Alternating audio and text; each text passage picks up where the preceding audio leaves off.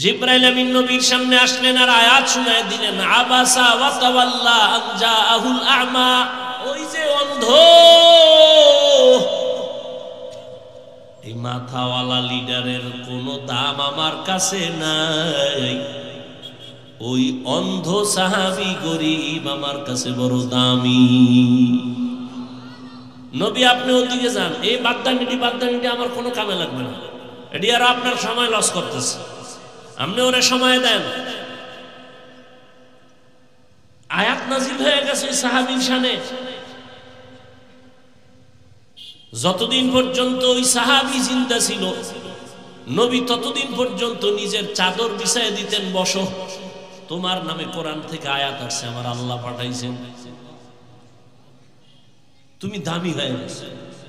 এবার বুঝেন চেহারা সুন্দর। ও আমার কলিজার যুবক, ও পর্দার আড়ালের আম্মা জানেরা, বোনেরা, আমি এতক্ষণ আপনাদেরকে যত কথা শুনাইলাম, একবারও কিন্তু বলি না এই যুবকেরা স্কুলে তালা দিয়া মাদ্রাসায় আয়, আমি পাঁচকুল্লি পড়ছি তুইও পড়, একবারও বলি নাই বাবা। আমি তাবলীগের লাইনের সন্তান, একবারও বলি না তাবলীগ না করলে জাহান্নামে যাইবা। আমি কওমি মাদ্রাসার সন্তান, একবারও বলি না কওমিতে না গেলে জাহান্নাম। না, আমি পীরের মুরিদ, আমি একবারও বলি নাই তুমি পীরের কাছে যাও।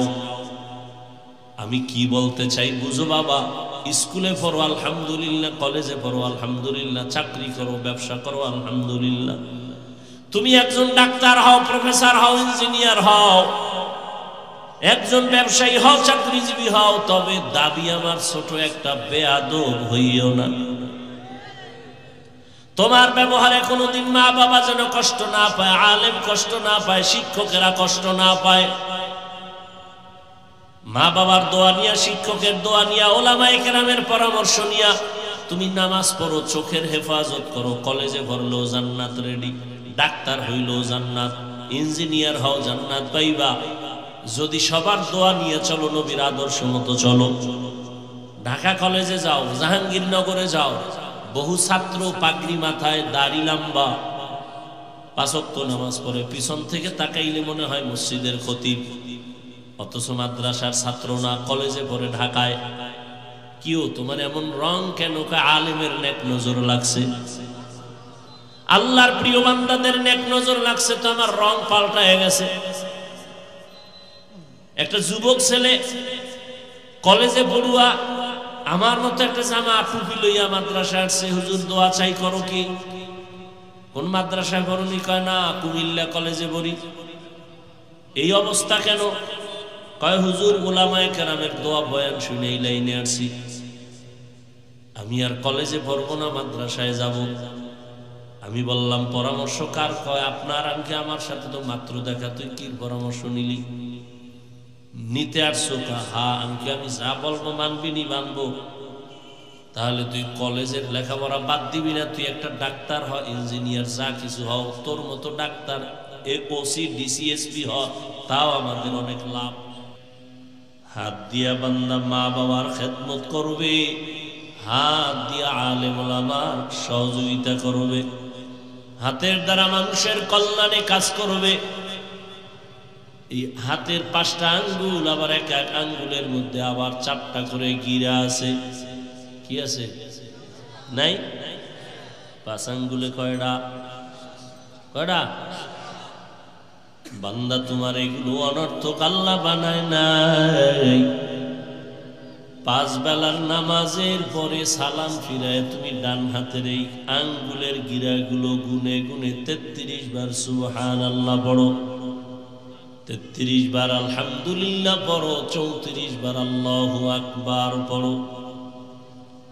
তাহলে আঙ্গুলের এই গিরা অনর্থক না, তাসবিহ। আবার ঘুমের সময় একবার পড়ো।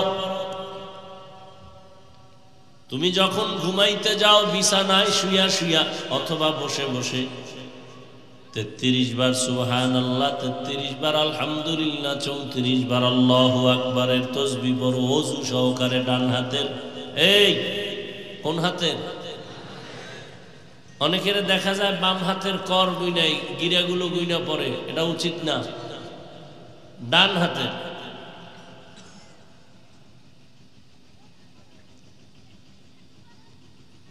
বলে ডান হাত তো মাথায় দিয়ে কি পরে আর এই আঙ্গুলি গুলি। হ্যাঁ,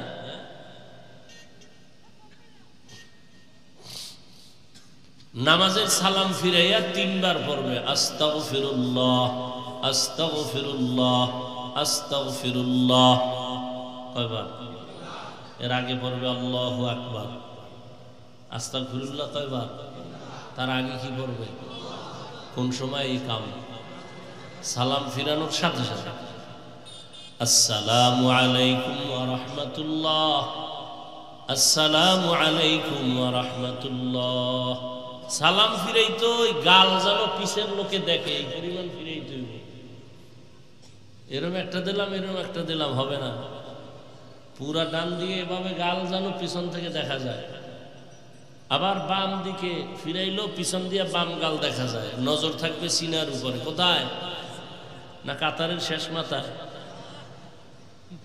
এত সোজা নামাজ, এই জন্য তো নামাজ পড়ে বিড়ি টানে, নামাজ পড়ে গাঞ্জা খায়, নামাজ পড়ে ইয়াবা খায়, নামাজ পড়ে মাইয়া লইয়া আড্ডা দেয়, নামাজ পড়ে আবার সুদ খায়, ঘুষ খায়, মদ পান করে।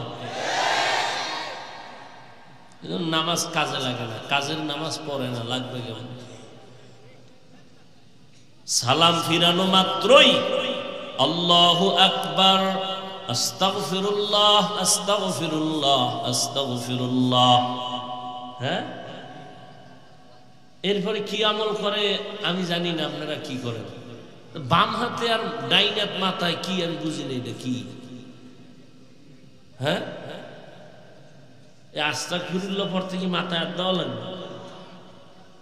হ্যাঁ, এবার কেমনে আমরা যে আমল করি, আমি আমল করি এই আস্তাগফিরুল্লাহ 3 বারের পরে 11 বার ইয়া নূর ইয়া নূর ইয়া নূর ইয়া নূর ইয়া নূর।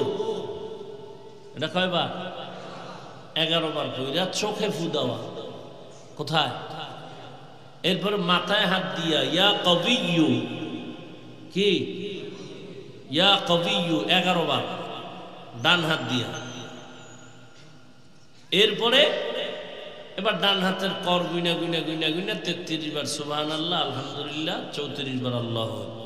এই জন্য বাম হাতের কাম কি না প্রায় মানুষ করে, আমি বুঝি না, কেউ জিজ্ঞামই সময় পাই না কি করে বাম হাত দিয়ে করে, কি আল্লাহ জানে।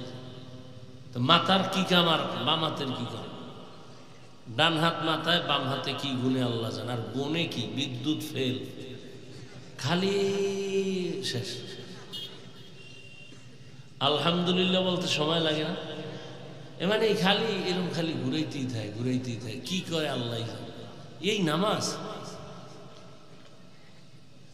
এরপরে ফরজ নামাজের পরে দোয়া কবুল হয়। ইমাম সাহেব যে সবাই নিয়ে দোয়া করে, এটা নামাজের অংশ না। কেউ চাইলেও করতে পারে, না চাইলেও করতে পারে, কোনো সমস্যা নাই। তবে ফরজ নামাজের পরে দোয়া করা লাগবে, কারণ দোয়া কবুলের সময় দোয়া করবে মুখতাসার। আর এমনি হাদিসে শিখাইছে দোয়া কি?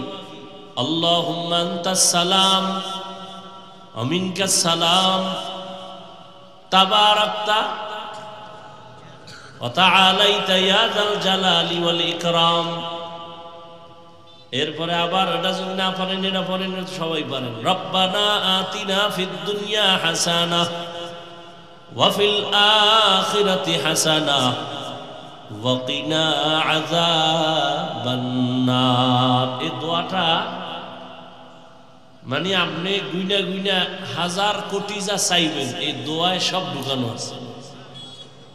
ও আল্লাহ, দুনিয়াতে যত কল্যাণ আমার জন্য দরকার সব দাও, আখিরাতে আমার কল্যাণে যা প্রয়োজন সব দাও। এই সব ঢুকানো একটা আয়াতে। রব্বানা আতিনা ফিদ দুনিয়া, দুনিয়ার সমস্ত হাসানা আমাকে দাও। অফিল আখিরাতি, আখিরাতের হাসানাও দাও। অকিনা আযাবান নার, জাহান্নামের আযাব থেকে কি দাও? মুক্তি দাও। নামাজ বড় কঠিন। তাহলে হাত কিয়ামতের দিন আল্লাহর কাছে বলবে। আল্লাহ হাত দিয়ে আঙ্গুল টেনে টেনে কোরআন পড়বে পড়ে নাই। এই হাত দিয়া তোমার কাছে চাইবে চায় নাই। এই হাত দিয়া মা বাবার খেদমত করবে করে নাই।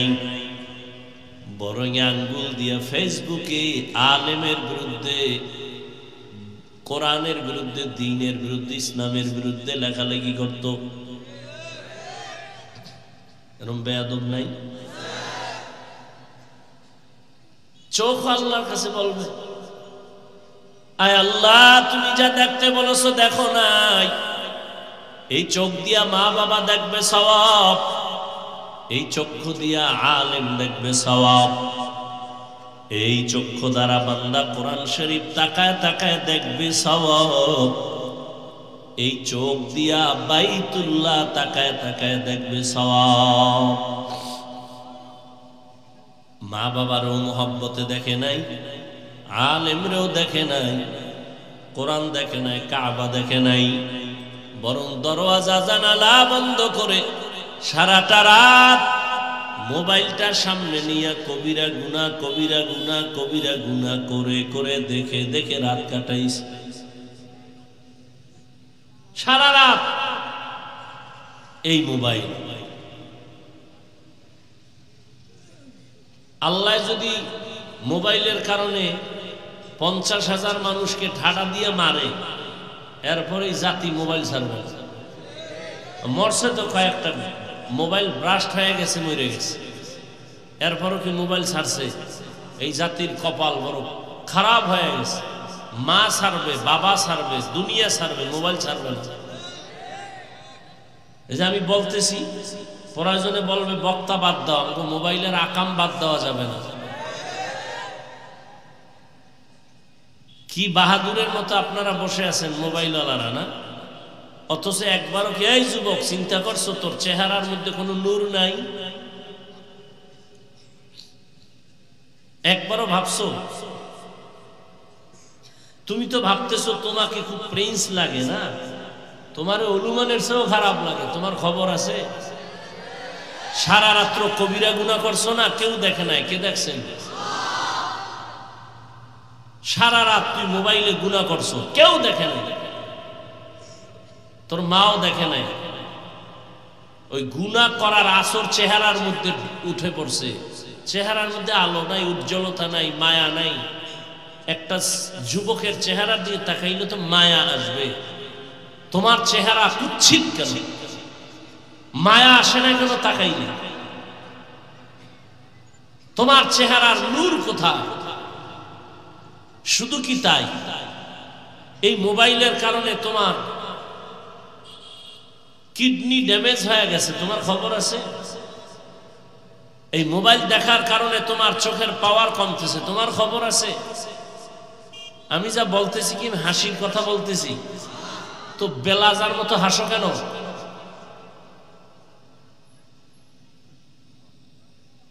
আমি তো হাসির কথা বলি নাই।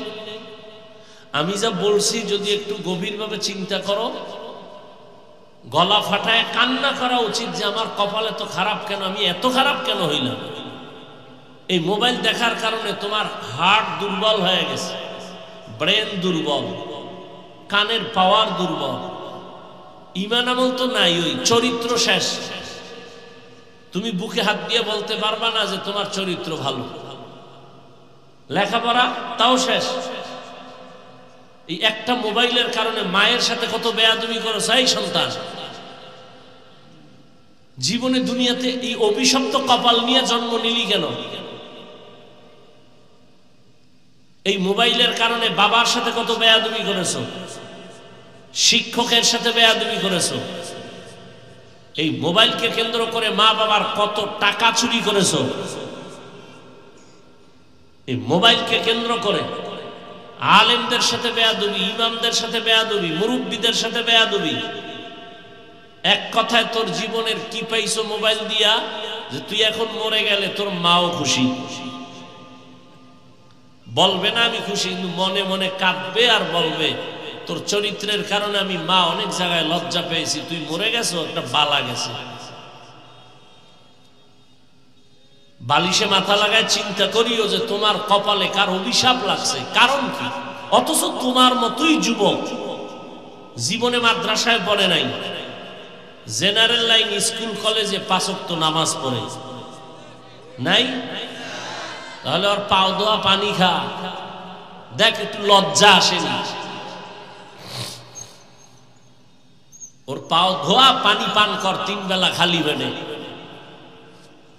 দেখ একটু লজ্জা আসেনি, নিমক হারাম কোথাকার।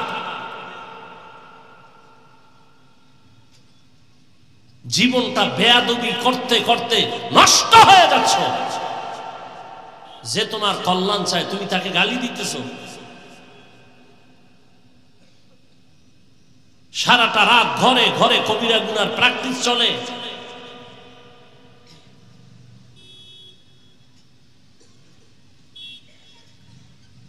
কত প্রাণ চলে গেছে, তাজা তাজা প্রাণ, শুধু এই মোবাইল কেন্দ্র করে। বেঁচে থেকে লাভ কি? যদি আরো 20 বছর বাঁচো, পঙ্গু হয়ে বাঁচতে হবে, কারণ হাতের পাওয়ার থাকবে না, চোখের পাওয়ার নাই, কানের পাওয়ার নাই, হার্ট নাই, কিডনি নাই, তো বিছানায় শুয়ে শুয়ে কানতে হবে, আর কোনো উপায় নাই। তো কিছু যুবকেরা মোবাইল মোবাইল করে ল্যাংটা পাগল হয়ে গেছে রাস্তায়, খবর জানো? খবর জানো না? না, মোবাইল চালাইতে চালাইতে চালাইতে গেমস খেলতে খেলতে এখন রাস্তায় অর্ধুলাঙ্গ পাগল, ল্যাংটা ঘুরে।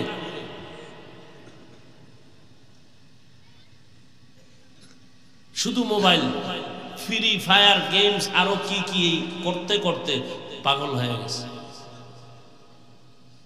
কত বাচ্চার খবর আমার কাছে আছে যে বাচ্চাগুলো বাবা মায় মোবাইল দিছে, ওই মোবাইল দেখতে দেখতে এখন মাও বলে না, বাবাও বলে না, কথাই বলে না। আমার জানা মতে আমার কাছে যে কয়টা খবর আছে।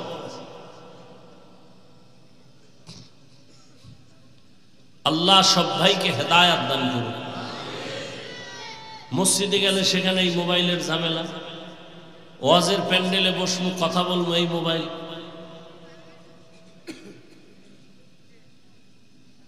কেন মোবাইলটা এখানে আনতে হবে কেন? হাতে উঠাইতে হবে কেন? এখানে মোবাইলের কোনো কাজ নেই। এখানে অন্তরকে পরিশুদ্ধ করে বয়ান শোনা, তওবা করা, কান্না করা, এই কাজ, অন্য কাজ নেই। মোবাইল তোমার জন্য বাধা। মা বাবা সন্তানের মাঝখানে পর্দা ফেলছে এই মোবাইল, স্বামী আর স্ত্রীর মাঝখানে ঝগড়ার প্রাচীন মোবাইল। কত সন্তানকে ফেলে মা দৌড়, বাবা পরকিয়া করে, সন্তানের চিন্তা করে না, এই মোবাইল না? ওই লোকটা আসলে বিয়া করতো না, কোন মেয়ের সাথে কথা বলতে না বলতে মোবাইল দিয়ে সে এখন নিজের আপন স্ত্রী বাদ দিয়া অন্য মহিলার পেছনে দৌড়ায়। শেষ পর্যন্ত কি হইল? ওই স্ত্রীও তাকে ভালো জানে না, আগের জন্য ভালো জানে না, শেষ পর্যন্ত হয়তো গলায় ফাঁস দেয়, না হয় জেলখানায় যায়, মামলা হয়ে যায়। মাঝখানে আর কষ্টে মরে কারা? দুই সাইডের সন্তানগুলো নিঃশ্বাস ফেলে, নিঃশ্বাস ফেলে। সন্তানের হক আদায়ের খবর নাই, স্ত্রীর হক আদায়ের খবর নাই, সারা রাত মোবাইল মোবাইল মোবাইল।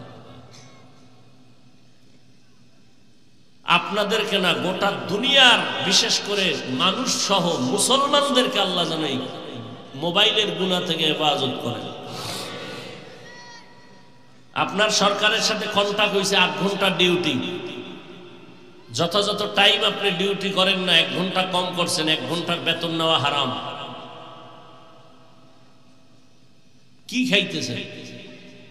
এমনি তো ধৈরা হারাম খান, আর নিজের হালাল টাকাটারও হারাম বানায় ফেলতেছেন, খবর নেই।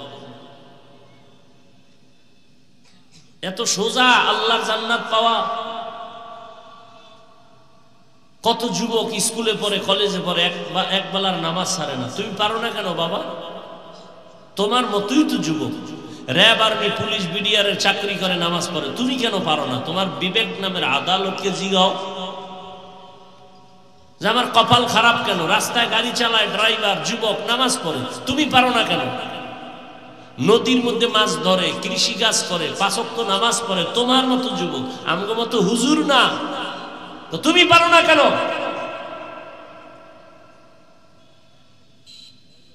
আর কোনো তোমার জন্য ওয়াজ নাই, এটা আসল ওয়াজ। একটাই ওয়াজ যে আমার লাইনের যুবক যদি স্কুল কলেজে থেকেও নামাজ পড়ে, আমি কেন পারি না? এটা তোমার জীবনের বড় ওয়াজ, আর কোনো ওয়াজ নেই।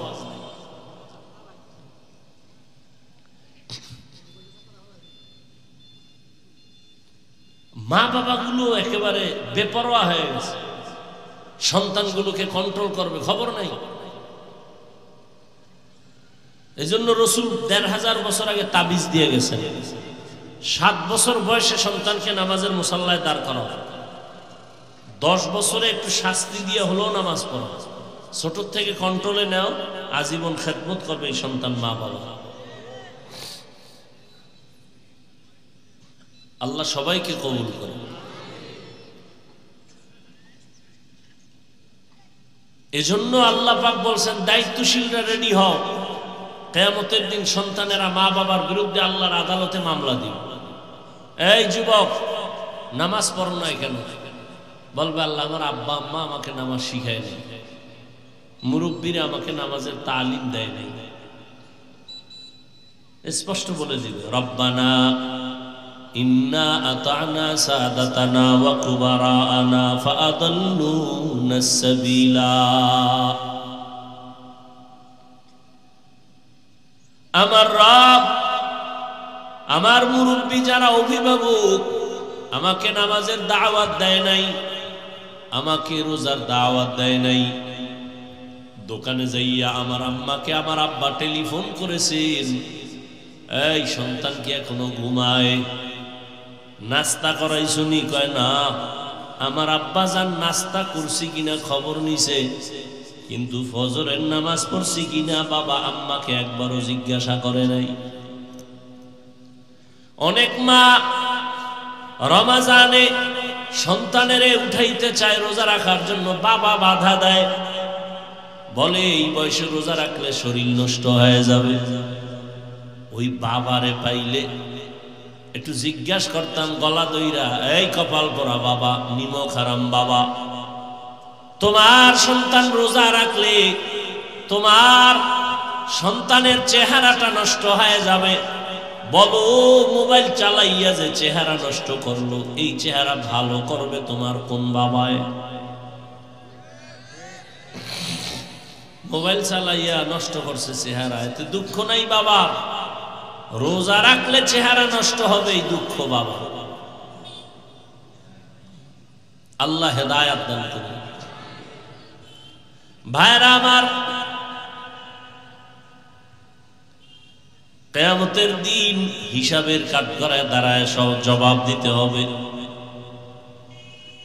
এই জন্য আল্লাহ কোরআনে বলেন, ইয়া আইয়ুহাল্লাযীনা আমানু কু আনফুসাকুম ওয়া আহলিকুম নারা ওয়াকুদুহান নাস ওয়াল হিজারা আলাইহা মালাইকাতুন গিলাযুন শিদাদুন লা ইয়াসুনাল্লাহা মা আমারাহুম ওয়া ইয়াফআলুনা মা ইউমারুন।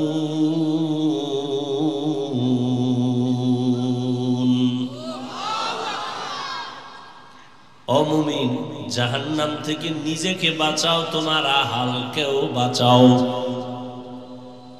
ও মা বাবা, জাহান্নামের আগুন থেকে নিজেকে আগে বাঁচাবেন, তারপরে সন্তান আপনারা হালকে বাঁচাবেন।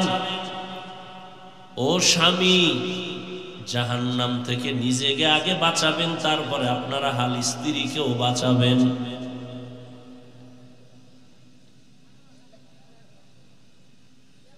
শিক্ষক, আপনি জাহান্নামের আগুন থেকে নিজেকে আগে বাঁচাবেন, তারপরে ছাত্রদেরও বাঁচাবেন। ইমাম ও খতিব জাহান্নামের আগুন থেকে নিজেকে বাঁচাবেন, আপনার আহাল মুসল্লিদেরকেও বাঁচানোর চেষ্টা করবেন। আল্লাহ আয়াতে বলেছেন, ইয়া আইয়ুহাল্লাযীনা আমানুত্তাকুল্লাহা হাক্কা তুকাতিহ, ও মুমিন আল্লাহকে ভয় করো, ভয় করার মতো হক আদায় করে। সাহাবায়ে কেরাম এই বাণী শুইনা পেরেশান হয়ে গেলেন। আল্লাহ যত বড়, ওই পরিমাণ হক আদায় করে ভয় করা কারো দ্বারা সম্ভব না। নবীজির কাছে বললেন, রহমতের নবী বললেন, ঠিকই তো সম্ভব না। নবীও পেরেশান হয়ে গেলেন। আল্লাহ নতুন ভাবে আবার আয়াত নিয়ে জিবরাইল আমিনকে পাঠায় দিলেন, নবীরে জানায় দাও। আল্লাহ বলছেন, ইত্তাকিল্লাহা মাস্তাতাতুম, হক আদায় করে ভয় করার প্রয়োজন নাই, বরং আল্লাহ যে বড়, তোমার সাধ্য মতো তুমি আল্লাহকে ভয় করো। আমি যদি আপনাদের জিজ্ঞাসা করি, আপনারা কারা কারা আল্লাহকে ভয় করবেন বা করেন, আমার মনে হয় ময়দানের সবাই হাত উঁচু করে বলবে আমরা ভয় করি। অথচ এখানে এমন আল্লাহর বান্দা বসে আছেন, আজকে ফজর পড়েন নাই, জোহর পড়েন নাই, আসর পড়েন নাই, মাগরিব পড়েন নাই, এশাও পড়েন নাই, নাই এরকম কেউ? সেও বলে আমি আল্লাহকে ভয় করি। আমরা টুপি দাড়ি ঠিক রেখে বলি আল্লাহকে ভয় করি। আপনি নামাজ রোজা বাদ দিয়া বলেন আল্লাহরে ভয় করি। দুই ভয় কি সমান? না। একজনে সাপ ভয় পায়, সাপ, তার ব্যাখ্যা কি সে সাপ দেখলে ধরবে? ধরবে না।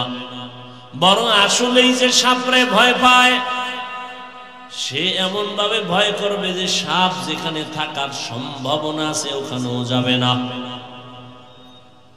আসলেই যে সাপের ভয় পায়, ঘুমের মধ্যে সাপ সাপ করে মাঝে মাঝে চিৎকার দেয়। সন্তান মা বাবারে ভয় পায়, এই কারণে মা বাবার সামনে সন্তান অন্যায় করে না, শাস্তির ভয়। ছাত্র শিক্ষকের ভয় পায়, শিক্ষকের সামনে ছাত্র অন্যায় করে না, শাস্তির ভয়।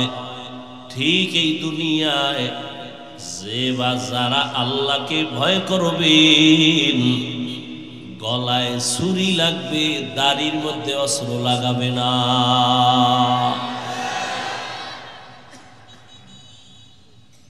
কখনো দাড়ির মধ্যে অস্ত্র লাগাবে না। অথচ দুঃখ লাগে রে বাবারা, অনেক কপাল পরা যুবক আছে, শিক্ষিত মানুষ আছে, যদি আপনি বলেন ভাই দাড়ি রাখেন না কেন, মুসলমান হিসেবে তার অন্তর যদি আল্লাহর ভয় থাকতো তো বলতো হ্যাঁ দাড়ি রাখা দরকার, পারি না, দোয়া করো, চেষ্টা করব। কিন্তু কি পরিমাণ বেয়াদব, প্রশ্ন করলে দেখবেন বলে দাড়ি না রাখলে অসুবিধা কি আছে না নাই? তুমি দাড়ি রাখো না, ভয় নিয়ে তুমি দোয়া চাইবা, আর যদি তুমি বলো অসুবিধা কি, তাহলে এর থেকে বেয়াদবি দুনিয়াতে আর কিছুই হতে পারে। আল্লাহ হেদায়াত দান করুন। কারণ নামাজ না পড়লে অসুবিধা কি? তো তুমি যে অসুবিধা কি স্লোগান দাও, নবী যদি বলে তোর মতো বেয়াদব উম্মত আমার না হইলে অসুবিধা কি, তখন উপায় কি হবে?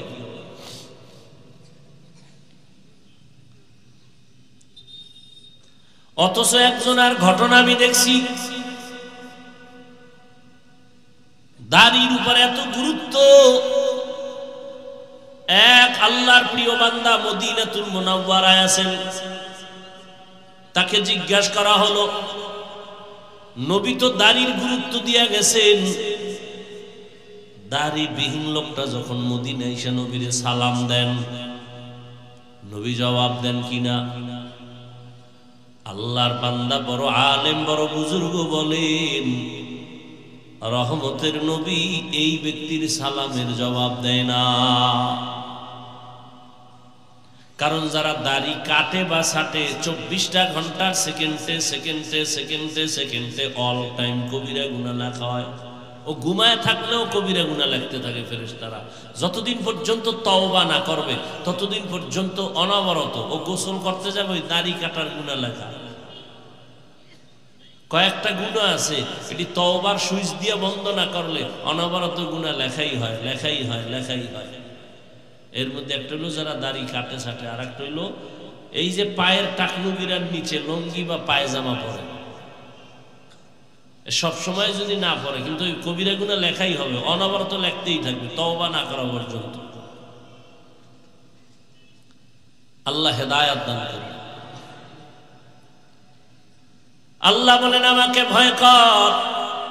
তো ভয় করার মানে ভয়ের নাম তাকওয়া।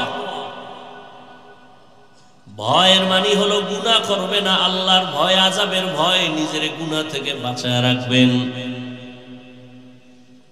আল্লাহ এদের জন্য সুসংবাদ দিয়েছেন, যারা আমার ভয়, আযাবের ভয়, গুনাহ থেকে নিজেরে বাঁচাইবে আমি আল্লাহ তাকে বিনা হিসাবে জান্নাত দিয়ে দিব। ওয়া আম্মা মান খাফা মাকাম রাব্বিহি ওয়া নাহান নাফসা আনিল হাওয়া ফাইন্নাল জান্নাতা হিয়াল মাওয়া।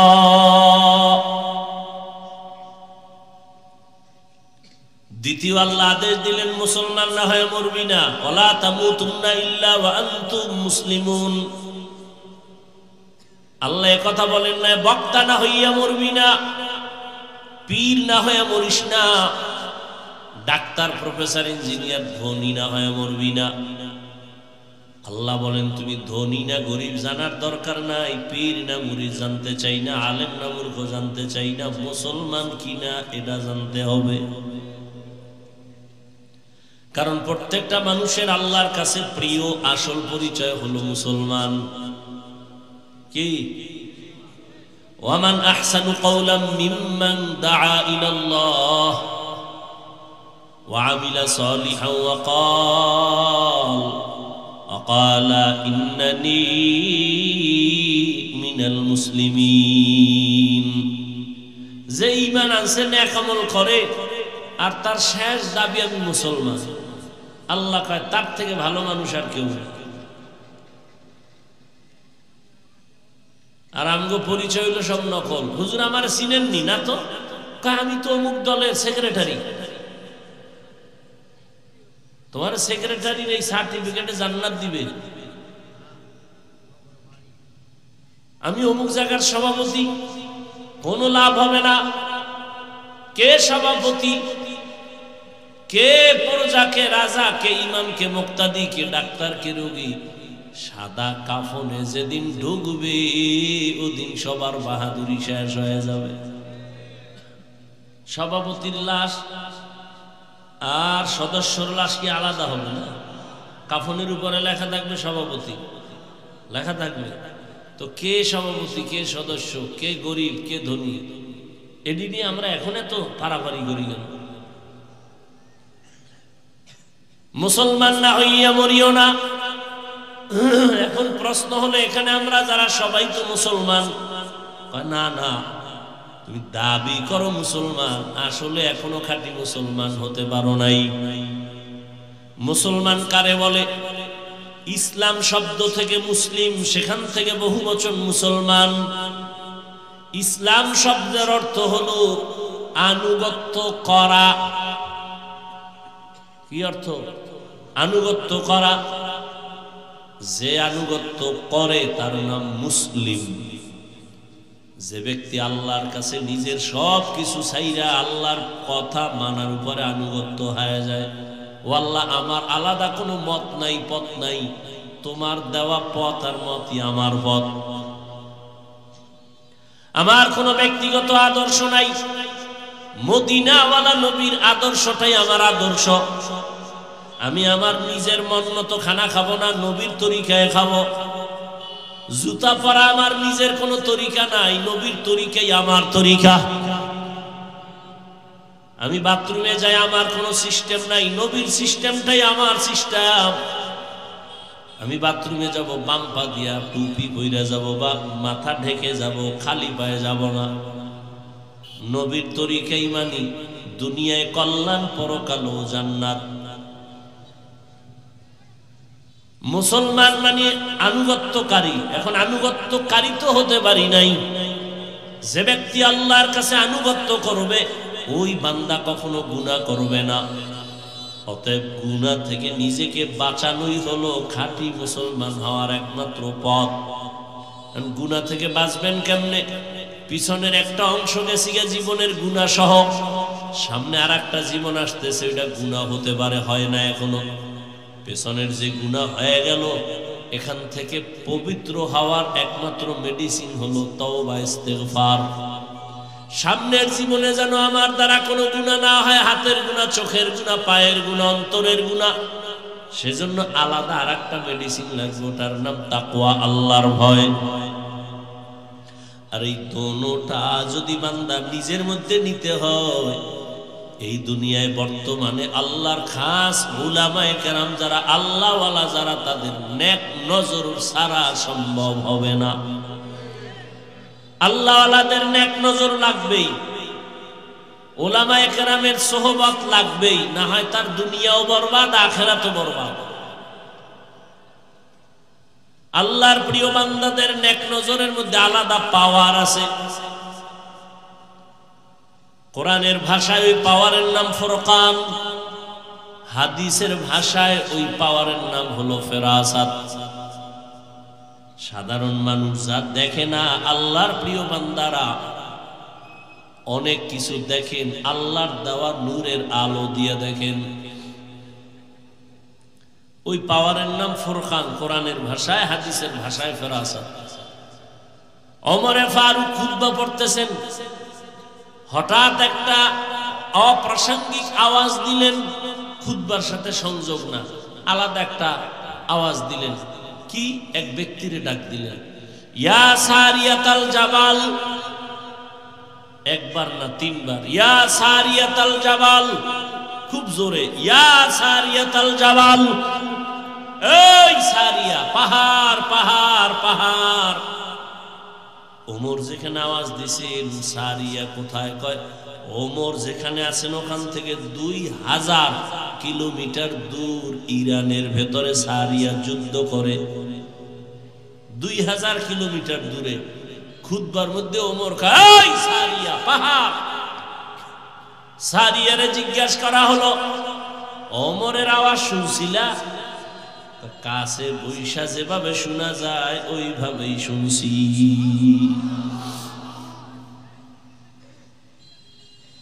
এই জন্য আল্লাহর প্রিয় বান্দা, উলামায়ে কেরাম, আল্লাহ ওয়ালা, এদের নেক নজর ছাড়া জীবন ধন্য করা সম্ভব না।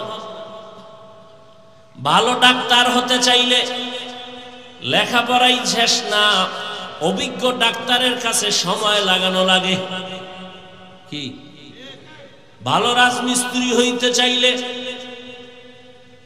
হট কইরা হওয়া যায় না, একজন রাজমিস্ত্রির কাছে গিয়ে যোগালি হইয়া কাজ করা লাগে, সময় দেওয়া লাগে। কি? একজন ভালো ইঞ্জিনিয়ার যদি কেউ হতে চায়, সারা দুনিয়ার বিশ্ববিদ্যালয় থেকেও যদি পড়ে হবে না। একজন অভিজ্ঞ ইঞ্জিনিয়ার বড়, তার স্মরণে, তার সময় দিয়ে তার কাছে থাইকে বড় হতে হয়। দুনিয়ার লাইনে বড় হতে হলে বড়দের কাছে যেতে হয়, আখিরাতের লাইনে নিজে নিজে পণ্ডিত বড় হবেন, এত সোজা?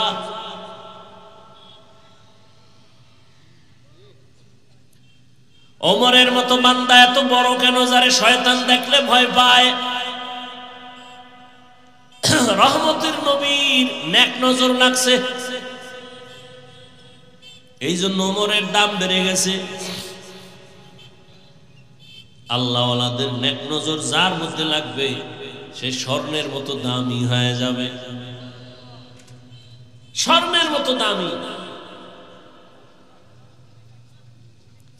শোনেন, দুনিয়াওয়ালারা মানুষের সম্মানের চেয়ারে বসাইতে গেলে যোগ্যতা খুঁজে। কি যোগ্যতা আছে চেয়ারে বসার? আর আল্লাহ কয় আমি যারা চেয়ারে বসাবো আমি যোগ্যতা খুঁজি না, আমি রাস্তার এক রিক্সা ড্রাইভারের ধইরা বসাইয়া যোগ্যতা দিয়ে দিই। তবে আমার নিয়ম হইল এই কলবটা গুনাহমুক্ত থাকা লাগে। আমি আল্লাহ ধনী না আলেমও দেখি না, আমি দেখি কলব পরিষ্কার। যার কলবটা স্বচ্ছ আমি তারে চমকায় দিই, দুনিয়াতেই চমকায়।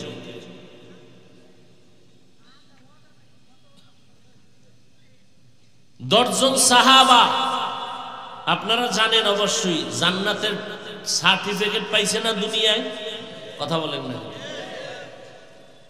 এর মধ্যে কিন্তু বেলালের নাম নাই, বেলালের নাম নাই, কিন্তু বেলালের মর্যাদা অনেক।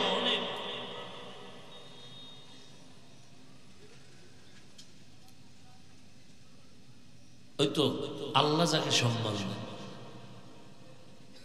মক্কার পাশে বৈশা রহমতের নবী কথা বলতেছিলেন। মক্কার বড় বড় লিডার, নবীর উদ্দেশ্য হলো যদি দিনের পথে আসে তো ইসলামের লাভ।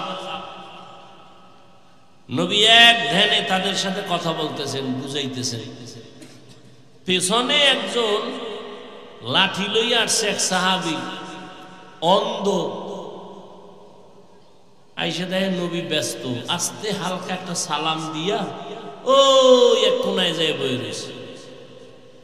নবী ওদিকে সালাম শুনছে ঠিক, কিন্তু আর খেয়াল এই মাথাওয়ালা বড় বড় লিডার, আর ওই সাহাবী চুপচাপ বইয়ে রয়েছে, অন্ধ, গরিব, জীর্ণ শীর্ণ চেহারা, পোশাক। আল্লাহ কায় জিব্রাইল কোরআন শরীফের আয়াত লয়ে যাও তো নবীর কাছে। জিব্রাইল আমিন নবীর সামনে আসলেন আর আয়াত শুনায় দিলেন, আবাসা ওয়া তাওয়াল্লা আন জাআহুল আ'মা।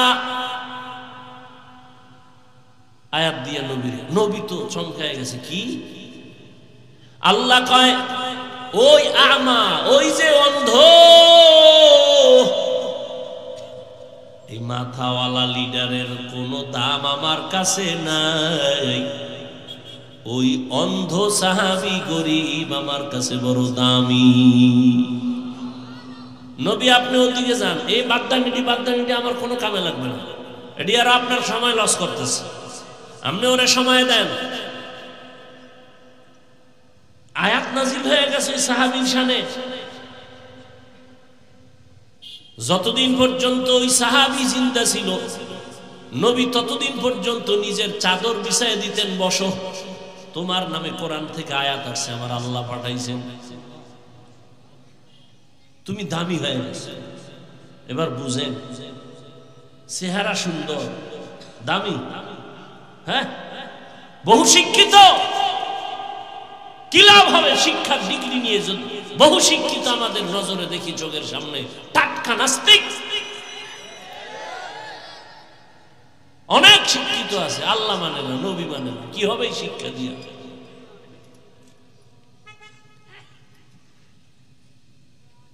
মক্কার কাফেরেরা বলতো মুহাম্মদের কাছে যাব, কিন্তু মূর্খ লোক বয়ে রয়েছে, আশেপাশে যাইতে মন চায় না।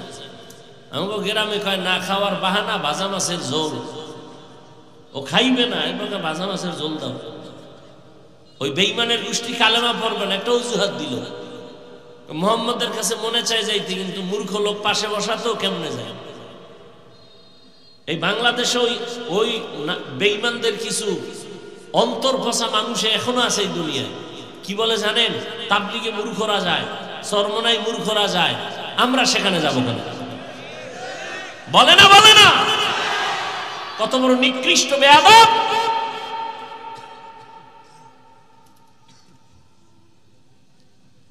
তোমার সর্বোচ্চ শিক্ষিত লোক নামাজ পড়ে না, সুদ খায়, ঘুষ খায়, নেশা করে, এর থেকে হাজার কোটি গুণ ভালো রিকশা ড্রাইভার নামাজি।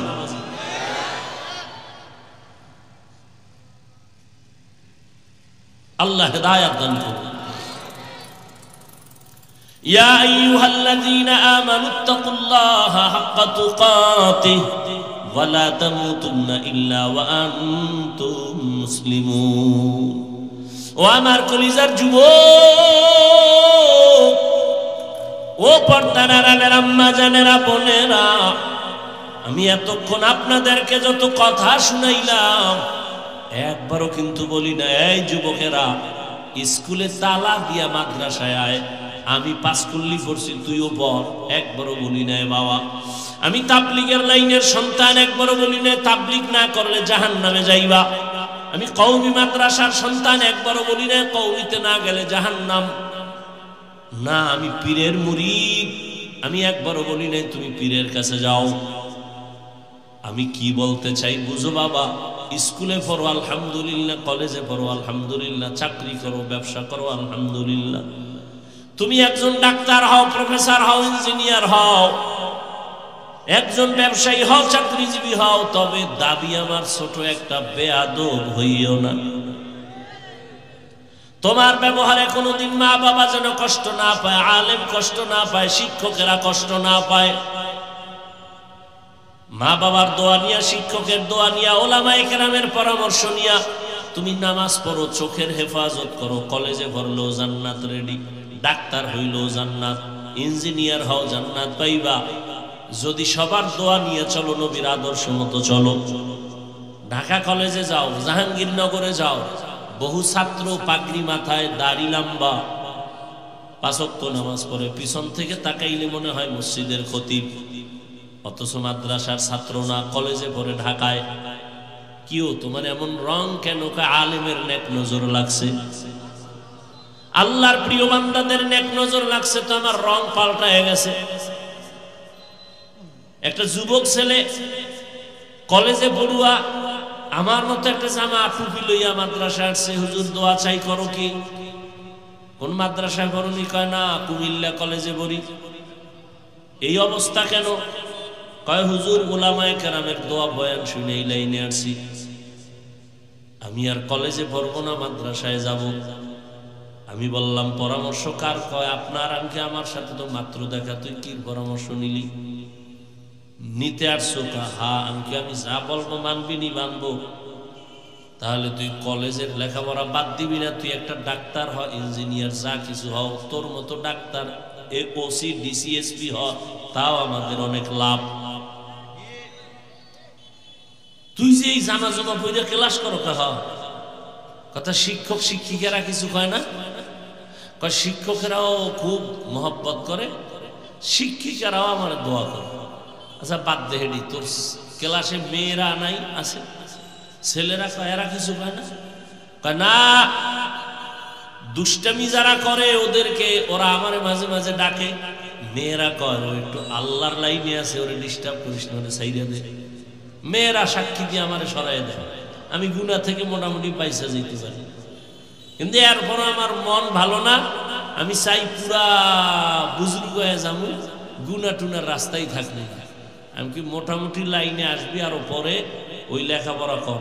জেনারেল লাইনে আমার ডাক্তার দরকার, ইঞ্জিনিয়ার দরকার, এদেশে ইসলামী মনার ডিসি দরকার, সাংবাদিক দরকার। এই ডাকাত আর বেয়াদব তাসলিমার মতো ডাক্তার চাই না, বেয়াদব আহমদ শরীফের মতো নাস্তিক মার্কা প্রফেসর চাই না। ইসলামী মনার ডিসি হয়, ইসলাম দেশে কায়েম হয়ে যাবে। ইসলামী মন নিয়া এসপি হও, এমপি হও, তাহলে দেশে আর চুরিও থাকবে না, দুর্নীতিও থাকবে না। ও যুবক বাবারা, অনুরোধ, পাঁচ বেলার নামাজ পড়ো, মোবাইলের গুনাহ থেকে নিজেরা বাঁচাও। না হয় চরিত্র না থাকলে জীবনে কোনোদিন তুমি কোথাও সম্মানের চেয়ারে দাঁড়াতে পারবা না, সবাই ধিক্কার দিয়া তাড়ায় দিবে। আবার এই যে মোবাইল দেখতে দেখতে কিন্তু তুমি রোগী হয়ে যাইতেছো, খবর নাই, টের পাইবা। মেয়াদ যখন শেষ হয়ে যাবে, চোখের পার্সের মেয়াদ থাকবে না, কানের মেয়াদ থাকবে না, জবানের মেয়াদ থাকবে না, হাতের মেয়াদ থাকবে না। মেয়াদ আছে তোর হায়াতের শেষ পর্যন্ত, তুই আগে এটারে খাইয়া লাইছো, মেয়াদ শেষ, এখন অকেজো হয়ে যাবি। রোগ কিন্তু বাড়তেছে দিন। এখনো সময় আছে, গুনাহ থেকে বাঁচো, নিজের কল্যাণের জন্য নামাজ পড়ো, মা বাবার দোয়া নাও, শিক্ষকের দোয়া নাও, আলেমের পরামর্শ নাও, পেছনের গুনাহ থেকে তওবা করো। পর্দার আড়ালের মা বোনেরা, আপনাদের মতো কত মা কত বোন এই এলাকায় এখনো আছে, পর্দা করে, নামাজ পড়ে, স্বামীর মালের খেয়ানত করে না, মোবাইলে চরিত্র বিক্রি করে না। এরে আম্মা জানেরা, আপনারা কেন পারেন না? এখনো সময় আছে, তওবা করেন। আদর্শ সন্তানের মা হইয়া কবরে যান, সন্তানটাকে আদর্শ ডাক্তার বানায় যাইয়েন, আদর্শ ইঞ্জিনিয়ার প্রফেসর বানান, আদর্শ ব্যবসায়ী, আদর্শ চাকরিজীবী হন। যারা আদর্শ ব্যবসায়ী হবে এরা দোকানে লিখবে না বিক্রি করা মাল ফেরত নেওয়া হয় না। যারা আদর্শবান ব্যবসায়ী হবে তারা লিখবে অবশ্যই বিক্রি করা মাল ফেরত নেওয়া হয়। যারা লেখে হয় না এরা ধোঁকাবাজ, এরা কাস্টমারের ধোঁকা দেয়। আর যারা লেখে বিক্রি করা মাল ফেরত নেওয়া হয় আর কাস্টমারের মিথ্যা কথা বলে না। আজান হয়ে গেছে, নামাজে দাঁড়ায়, নবী বলে এই ব্যবসায়ী আমি মুহাম্মদের সাথে একসাথে জান্নাতে থাকবি, রেডি থাক। তাহলে ব্যবসা করে জান্নাত পাওয়া যাবে? রাস্তা আছে তো। ডাক্তারি পড়তে গিয়া জান্নাতের রাস্তা আছে। কেন গ্রহণ করেন না? কি পাইছেন? কারে পাইছেন? কি জন্য দাড়ি কাটছেন? কার পিছনে ঘুরে নামাজ ছাড়ছেন? কই গেল কই বাহাদুরেরা? সাদ্দাম কই? গাদ্দাফি কই? বুশ কই? ফেরাউন কই? নমরুদ কই? চোখের সামনে আপনারা দেখতেছেন না, আর কেমনে বুঝাইতাম? কোটিপতি কই? 10 তলা বিল্ডিং এর মালিক কই? ওইটাও দেখবেন, আবার নিজের চিন্তাও করবেন যে আপনি যে জুলুম টুলুম যদি করেন, চুরি টুরি করেন, তা আপনিও দেখবেন হঠাৎ বিল্ডিং থাকবে, আপনি নেই। হ্যাঁ, আপনিও রেডি থাকেন গাট্টি ডেকল কইরা, যে আকাম করতেছেন ফিডা কোনো মাফ নাই। কারণ এখনো ওলামায়ে কেরাম সজাগ। ওলামায়ে কেরাম ক্ষমতার জন্য আন্দোলন করে না, জালেমের বিরুদ্ধে আন্দোলন করে।